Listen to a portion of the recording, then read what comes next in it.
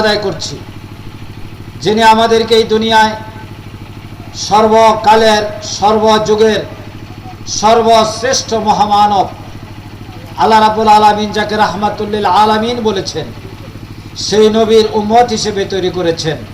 আমরা সবাই বলি আলহামদুলিল্লাহ। আমরা সৌভাগ্যবান এই কারণে, কিয়ামতের দিন যার শাফায়াত ব্যতীত কোনো মানুষের পক্ষে জান্নাতে প্রবেশ করা সম্ভব হবে না। আল্লাহ তাআলা আমাদেরকে সেই নবীর উম্মত হিসেবে এই দুনিয়ায় তৈরি করেছেন। এই জন্য আবারও শুকরিয়া আদায় করছি আলহামদুলিল্লাহ। আল্লাহ রাব্বুল আলামিন তার রাসূলকে দুনিয়ায় পাঠিয়েছিলেন একটা দায়িত্ব দিয়ে, এখানে হাল চাষ করার জন্য, ঘর বাড়ি তৈরি করার জন্য, ব্যবসা বাণিজ্য করার জন্য, অথবা দুনিয়ায় জায়গা জমি দখল বেদখল করার জন্য পাঠানো হয় নাই। আল্লাহ তাআলা শুধু বিশ্ব নবীকে নয়, যত নবী পাঠিয়েছেন কালামে হাকিমে নবীদের উল্লেখ আছে। 25 জন নবীর নাম কোরআনে উল্লেখ আছে। আর পাঠানো হয়েছে প্রায় লক্ষাধিক নবী এবং রাসূল। বলা হয় 1 লক্ষ বা 2,24,000 পয়গম্বর। সবার বক্তব্য একটাই ছিল, ওয়াল্লাযী আরসালা রাসূলাহু বিল হুদা ওয়া দীনিল হক লিইয়ুযহিরাহু আলাদ দীনি কুল্লিহি ওয়ালাউ কারিহাল মুশরিকুন। এই আয়াতটি আল্লাহ তাআলা কোরআন শরীফের 3টি জায়গায় বলেছেন। মূল বক্তব্য হচ্ছে, তিনি সেই মহান সত্তা যিনি তার রাসূলদেরকে এই দুনিয়ায় পাঠিয়েছেন সত্য দিন সহকারে, জীবন ব্যবস্থা সহকারে, যাতে করে তিনি সকল মতবাদ, আদর্শ এবং বক্তব্যের উপরে এই ইসলামকে, এই দিনকে একটি বিজয়ী আদর্শ হিসেবে প্রতিষ্ঠিত করে দেন। দ্বন্দ্ব হবে, একটা সংঘাত হবে, একটা ডিবেট হবে, কিন্তু রাসূলের দায়িত্ব হলো লিইয়ুযহিরাহু আলাদ দীন, সমস্ত মতবাদের উপরে ইসলামকে বিজয়ী করতে হবে। This is his duty. আজকে আল্লাহর নবী সেই দায়িত্বটা পালন করেছিলেন। পবিত্র মক্কা নগরী থেকে তার যাত্রা শুরু হয়েছিল। আর কত প্রতিকূল পরিস্থিতির সম্মুখীন তিনি হয়েছেন এটা আমরা জানি, আপনারা ইতিহাসে পড়বেন, সিরাতে লেখা আছে। আমি আজকে যে বিষয়টি বলতে চাই, যে পৃথিবীতে বর্তমানে 200 কোটি মুসলমানের বসবাস, আর 240 কোটি হইল খ্রিস্টান, 130 কোটি হইল হিন্দু, আর ইহুদিদের সংখ্যা হলো 1,50,00,000। ঢাকা শহরে 2 কোটি মানুষ থাকে, আর সারা বিশ্বে ইহুদিদের সংখ্যা হলো 1,50,00,000। কথা কোরআনে উল্লেখ করেছেন। তারা মানবতার দুশমন, তারা রাসূলের দুশমন, তারা ইসলামের দুশমন। এই ইহুদিদেরকে আল্লাহ রাসূল মদিনা থেকে বিতাড়িত করেছিলেন। সুতরাং ইহুদিদের বিরুদ্ধে রুখে দাঁড়ানো, প্রতিবাদ করা, এটা প্রত্যেক উম্মতে মুহাম্মদের ঈমানি দায়িত্ব। ফিলিস্তিন মুসলমানদের প্রথম কিবলা জেরুজালেম, মসজিদুল আকসা। আল্লাহ রাব্বুল আলামিন কালামে হাকিমে মসজিদুল আকসার বর্ণনা দিয়েছেন, সুবহানাল্লাযী আসরা বিআবদিহি লাইলাম মিনাল মাসজিদিল হারাম ইলাল মাসজিদিল আকসা। আল্লাহ রাব্বুল আলামিন কালামে বলেছেন, আল্লাহ তার রাসূলকে একটা ইসরা করেছিলেন, একটা সেই ভ্রমণ করিয়েছিলেন আকাশ পথে। সেই ভ্রমণটা শুরু হয়েছিল আল্লাহর ঘর বর্তমান বাইতুল্লাহ থেকে, আর তিনি এখান থেকে গিয়েছিলেন বাইতুল সেই মসজিদুল আকসায়। সমস্ত নবীদের উপস্থিতিতে সেখানে সালাত কায়েম করেছেন, সালাতের নেতৃত্ব দিয়েছেন। এরপরে তিনি আসমানে আল্লাহ রাসূল আল্লাহর নির্দেশে তিনি ভ্রমণ করেছেন। এই মেরাজের মাধ্যমে যেখান থেকে মেরাজ যাত্রা শুরু হয়েছিল, সেই মসজিদ আজকে ইহুদিরা দখল করে নিয়েছে। ইহুদিদের হাত থেকে এই বাইতুল মুকাদ্দাসকে উদ্ধার করার জন্য মুসলমান নীরব হয়ে বসে থাকতে পারে না, তার প্রতিবাদ জানাতে হয়। প্রতিবাদটা জানাবে কে? আমাদের দেশে এখন সময় ছিল, পার্লামেন্ট হলো বাংলাদেশের মানুষের প্রতিনিধি। এই জায়গায় যদি ইসলাম প্রিয় লোকেরা যায়, এখানে যদি একটা প্রস্তাব পাস হয়, এই প্রস্তাব পাস করবে 300 জনের, দেশের 18 কোটি মানুষের। 18 কোটি মানুষের এই প্রস্তাব যদি পাস হয়ে যায়, সৌদি আরব সহ বিশ্বের 57টি মুসলিম রাষ্ট্র তারা তখন জেগে উঠবে। বাংলাদেশের পার্লামেন্টে ইহুদিদের বিরুদ্ধে প্রস্তাব পাস হয়েছে, আমরা আর বসে থাকবো না। সোচ্চার হবে পাকিস্তান, ইরান, তুরস্ক, এদের পারমাণবিক বোমা আছে। এরা যদি শুধু প্রতিবাদ জানায়, বাইতুল মুকাদ্দাস 24 ঘন্টার মধ্যে মুক্ত হবে ইনশাআল্লাহ। এই কাজটি করার জন্য পার্লামেন্ট থেকে যদি প্রস্তাব দিতে হবে, পাশ করাইতে হবে, সেই পাশ করানোর লোক আমাদের মুসলিম বাংলাদেশের মুসলমানরা এখনো পাঠাইতে পারি নাই। মহাব্বতী, আজকে আমাদেরকে এই কথাটি মনে রাখার পর দ্বিতীয় যে কথাটি আমি বলবো, আল্লাহ রাব্বুল আলামিন কালামে হাকিমে বলছেন, কুল আতিউল্লাহ ওয়া আতিউর রাসূল ওয়া উলিল আমরি মিনকুম। তোমরা আনুগত্য করো আল্লাহ এবং তার রাসূলের। তোমরা আনুগত্য হলো আল্লাহ। আল্লাহর আনুগত্য মানে কি? আল্লাহ রাব্বুল আলামিন এই দুনিয়ার মালিক, আসমানের মালিক, জমিনের মালিক, সমস্ত সম্পদের মালিক। এটা মেনে নিতে হবে এবং এটার আনুগত্য করতে হবে। এর মালিক আপনিও নন, আমিও নই। সম্পদের মালিক আপনিও নন, আমিও নই। বলছেন কুলিল্লাহুম্মা মালিকিল মুলকা মিম্মান তাশা। আল্লাহ রাব্বুল আলামিন সমস্ত রাজ্য এবং রাজত্বের মালিক। বাংলাদেশের সংবিধানে বলা আছে জনগণ হইল ক্ষমতার উৎস, আর আমরা বলি আল্লাহ রাব্বুল আলামিন হইল ক্ষমতার উৎস। কোনটা সঠিক? জনগণ না আল্লাহ? আল্লাহ যদি ক্ষমতার উৎস না মানেন, তাহলে আপনার কালেমা মিথ্যা হয়ে যাবে। আপনি কালেমা শাহাদাতে বলেছেন আশহাদু আল্লা ইলাহা ইল্লাল্লাহু ওয়াহদাহু লা শারীকা লাহু। আমি সাক্ষ্য দিচ্ছি আল্লাহ ছাড়া কোনো ইলাহ নেই, তিনি অদ্বিতীয়, তার কোনো শরীক নেই, আমি কারোর সাথে শরীক করি না। এই সাক্ষী আপনি দিয়েছেন। বাংলাদেশের রাজনীতিবিদরা বলেন জনগণ ক্ষমতার উৎস। ক্ষমতার উৎস হচ্ছেন আল্লাহ। করার মানে হলো এই রাষ্ট্রের এবং সার্বভৌম ক্ষমতার মালিক আল্লাহ। সভরেন পাওয়ার, সার্বভৌম ক্ষমতার মালিক জনগণ নয়, সংসদ নয়, পার্লামেন্ট নয়, প্রধানমন্ত্রী নয়। সার্বভৌম ক্ষমতার মালিক হচ্ছেন একমাত্র আল্লাহ রাব্বুল আলামিন। বলেন মুসা তুমি যাও, আমি তোমার সাথে আছি, কে তোমাকে কি করবে আমি দেখে নিব। আল্লাহ মুসার কাছে, মুসা ফেরাউনের কাছে গিয়েছিল, ফেরাউনের কাছে ভদ্র নম্র ভাষায় কথা বলেছিল, কথা শুনে নাই। শেষে তার উম্মতদের সহ হত্যা করার সিদ্ধান্ত নিয়েছিল। আল্লাহ মুসাকে বলেছিলেন সোজা সাগরের দিকে যাও। সঙ্গীরা বলছে সামনে সাগর, পিছনে ফেরাউন, বাঁচার তো কোনো রাস্তা নাই। আল্লাহ বলছে মুসা আমি তোমার সাথে আছি, তোমার সঙ্গীদেরকে নিয়ে আগাইতে থাকো। ইমানদার ব্যক্তিরা বলছে মুসা যেহেতু বলেছে সুতরাং আল্লাহ একটা ব্যবস্থা করবে। দুর্বল ইমান যাদের ছিল তারা বলছে সামনে তো সমুদ্র। আর ফেরাউন সৈন্য নিয়ে সাগরের মাঝখানে যখন আল্লাহ বলে দিলেন হে সাগরের রাস্তা পূর্বে যেরূপ ছিল এরকম হয়ে যাও। আমাদের জন্য করি না, ইসলামের জন্য করি, কোরআনের জন্য করি, আমাদের ঈমান বাঁচানোর জন্য করি। আমি সুপ্রিম কোর্টের আইনজীবী। যে ব্যক্তি নিজেকে আল্লাহর গোলাম বানাইতে পারবে না, যে ব্যক্তি আল্লাহর দাস বানাইতে পারবে না, তার মতো হতভাগ্য আর কেউ নাই। কাজেই আপনারা আগামী দিনে আল্লাহর গোলাম সার্বভৌমত্ব স্বীকার করে না, তাকে যদি পাঠান তাহলে কিয়ামতের দিন আমরা আল্লাহর কাছে কি জবাব দিব?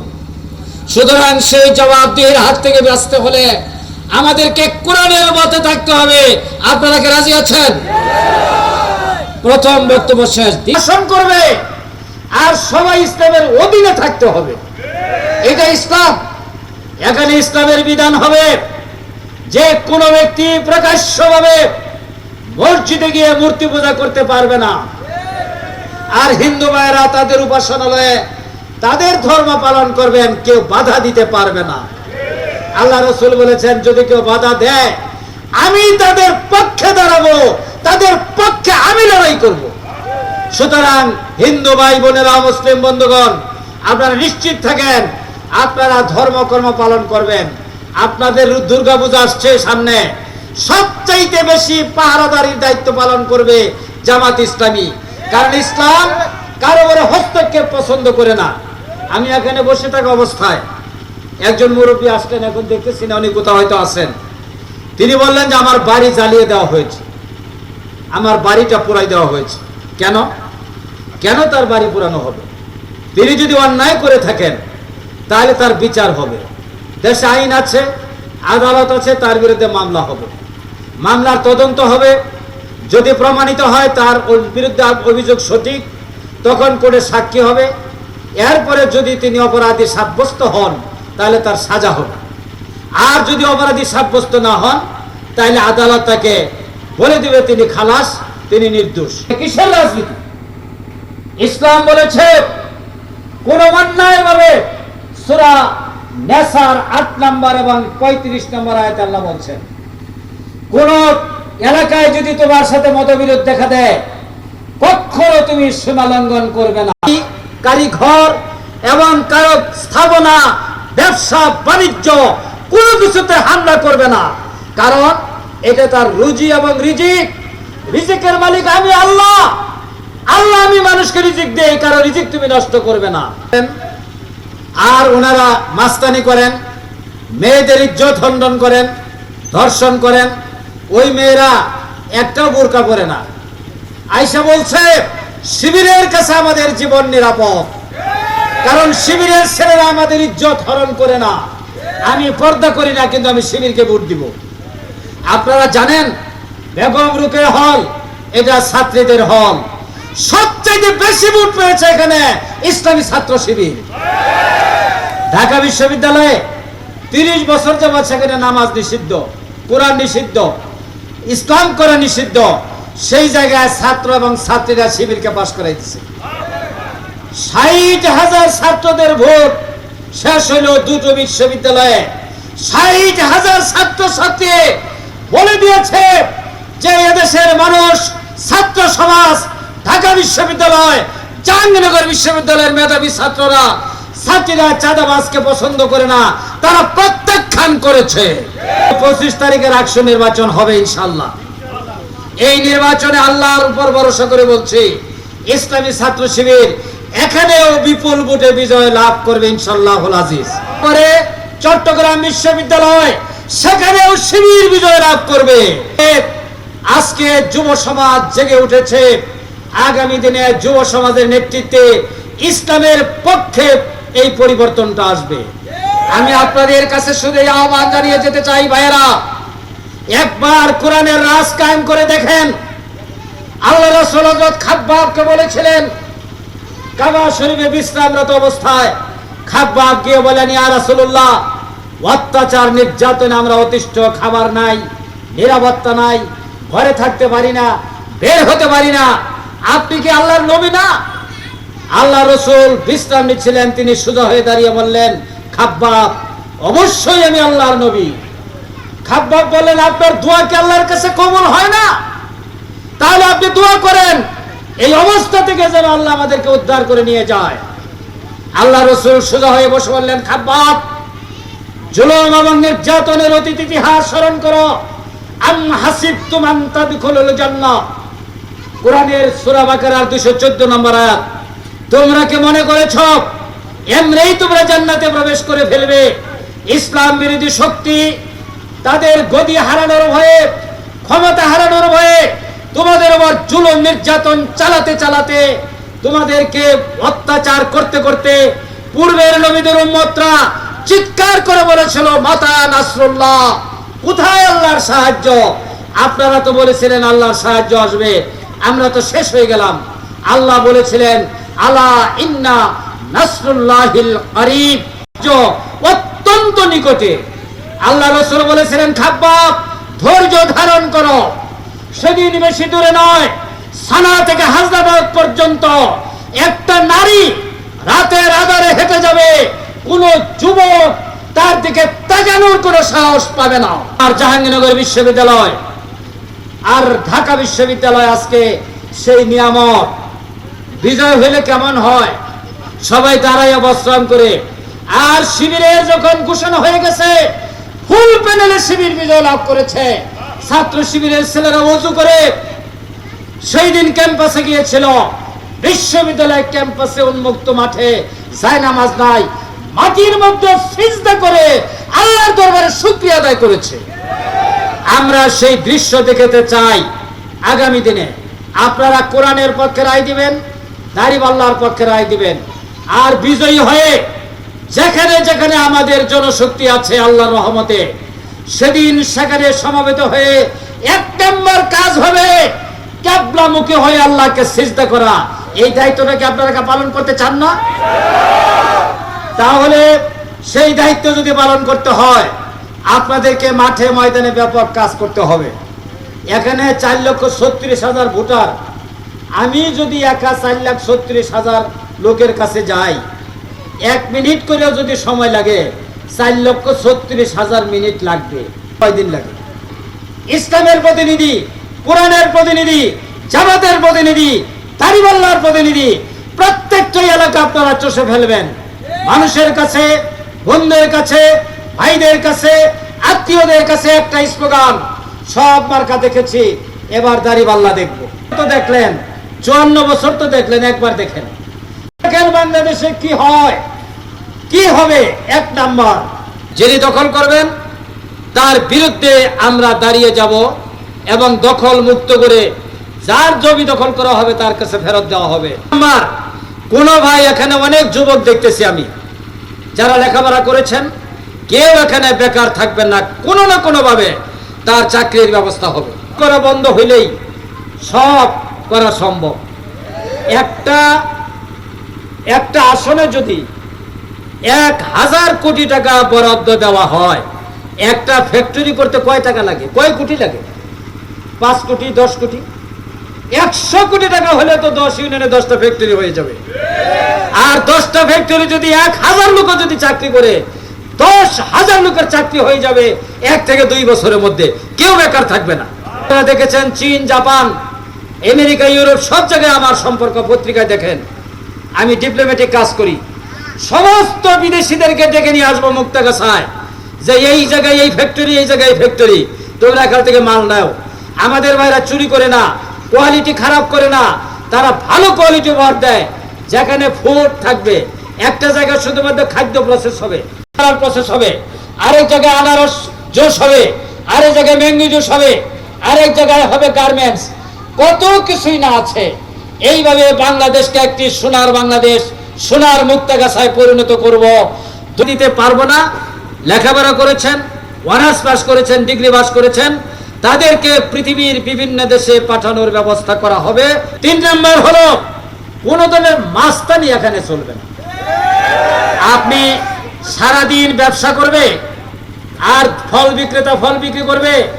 এই যে দোকান আসার সময় দেখলাম রাস্তার ধারে একটা লোক চানাচুর বিক্রি করতেছে, তার কাছ থেকে টাকা নিবেন, চাঁদা নিবেন, আর জোরপূর্বক এই ধরনের মাস্তানি বন্ধ করা হবে ইনশাআল্লাহ। সব কাজ করবে, যার হাত পা ভালো তাদেরকে ধরে নিয়ে বলা হবে তোমার ভিক্ষা বন্ধ, তুমি ফ্যাক্টরিতে যাও, ঘর ঝাড়ু দেও, 3 ঘন্টা কাজ করবা, তোমার যে পারিশ্রমিক সেটা তুমি পাবা।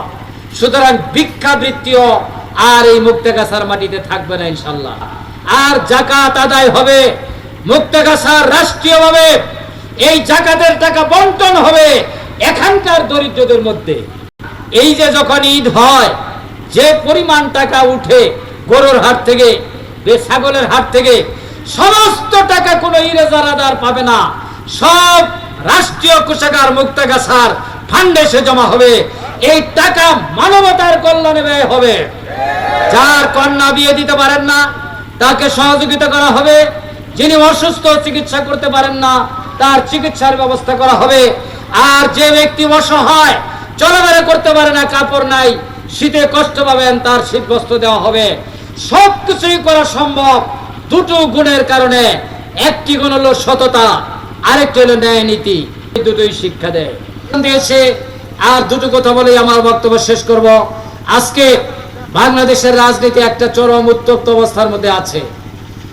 কিছু কিছু বন্ধু আমাদেরকে বলেন জামাত ইসলামী নির্বাচন চায় না, আমরা পিআর সিস্টেমের কথা বলছি, এটা নাকি ওনারা বুঝেন। পৃথিবীর 91টা দেশে পিআর সিস্টেম, এর মানে সংখ্যানুপাতিক পদ্ধতি। মানে হলো আপনি যে দলকে ভোট দিবেন, এই দল যত পার্সেন্ট ভোট পাবে সারা বাংলাদেশে, পার্লামেন্টে তার তত পার্সেন্ট এমপি হবে, একটা ভোটও মার যাবে না। যেমন সব জায়গায় তো 300 আসনে তো আমরা পাস করব না, 300 আসনে দাঁড়িপাল্লা মার্কায় ভোট দিবে।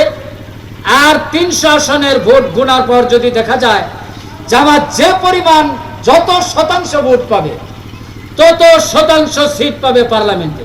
যদি আমরা ভোট পাই তাহলে সিট পাবো 120টা, কারণ পার্লামেন্টে শতকরা 300 আসনের পার্লামেন্ট এটা, তাহলে শতকরা 3টা সিট, তাহলে 40% 120টা সিট হবে। আর যিনি 10% পাবেন তিনি পাবেন 30টা সিট, আর যিনি 2% পাবেন তিনি পাবেন 6টা সিট। কারো ভোট মাইল নাই। এই যে বলে ভোট নষ্ট হবে, আপনাদের কারো ভোট নষ্ট হবে না। এই জন্য আমরা বলছি যে যারা জিতে, একজন জিতলো 1,51,000, তো ভালো কোনো কোয়ালিটি নাই। আমি এমপিও হইতে পারবো না, টাকা খরচ করব না, কেন্দ্র দখল করব না, সব দখল বন্ধ হয়ে যাবে, ভালো পরিবেশে মানুষ ভোট দিবে। এই জন্য পিআর মানে এখানে মাস্তানি বন্ধ, চাঁদাবাজি বন্ধ, কেন্দ্র দখল বন্ধ, সব ধরনের চাঁদাবাজিও বন্ধ হয়ে যাবে। ইতিমধ্যেই কিছু টের পাইতেছেন বোধহয়।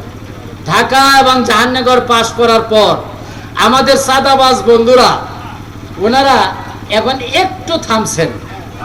আর একটা লোক বলছে যে আমরা নির্বাচন বর্জন করলাম, আরেক লোক বলছে নির্বাচন বর্জন না করে তোমরা চাঁদাবাজি বর্জন করো।